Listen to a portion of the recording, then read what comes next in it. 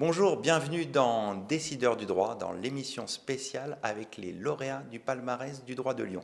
Je suis en compagnie de Marie Dugardin, directeur régional de FIDAL Rhône-Alpes. Marie, bonjour. Bonjour. Alors le cabinet FIDAL a été récompensé à 7 reprises pendant ce palmarès du droit de Lyon, donc l'or en droit public et en propriété intellectuelle et technologie de l'information, l'argent en fiscal, en concurrence distribution, en environnement, le bronze en droit du patrimoine et en droit de l'urbanisme. Quel est votre sentiment avec ces récompenses? J'en suis évidemment ravie. Je vous remercie de nous avoir permis de participer donc, à cette édition à nouveau donc, du Monde du droit pour notre belle ville de Lyon. Donc, je pense que, bien sûr, on ne peut qu'être absolument content parce que ça récompense à la fois nos matières traditionnelles, on va dire fiscales et droit éco, je dirais nos matières qui sont importantes pour nous. Mais ce que je constate avec beaucoup de plaisir et peut-être encore avec plus de plaisir, c'est que ça récompense nos investissements récents dans des matières qui sont différenciantes, comme le droit du patrimoine, avec un niveau effectivement élevé de compétences, le droit de l'urbanisme et le droit de l'environnement. Donc j'en suis absolument ravie.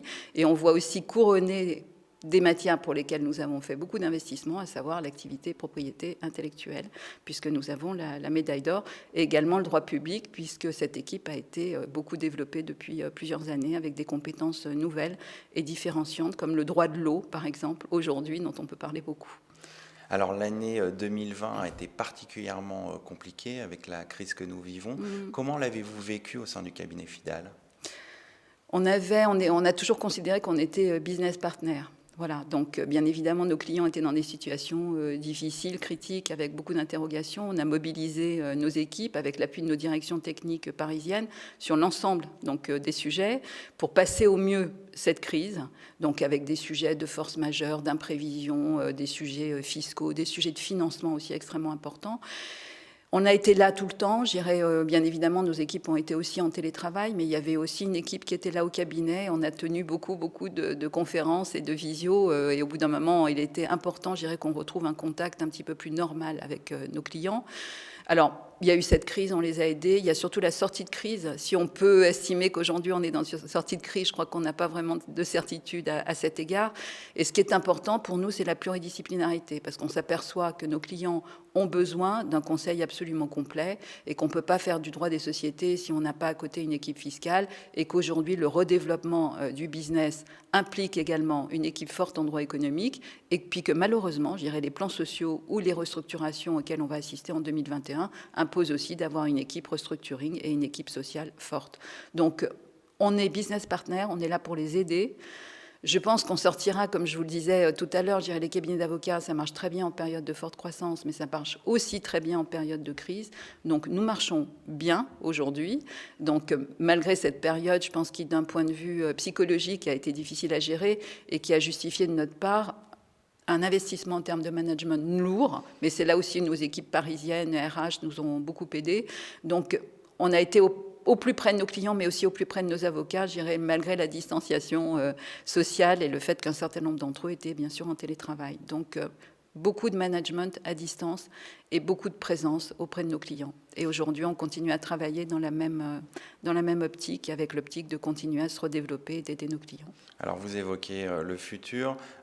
Quels sont les projets de développement en 2021 pour FIDAL?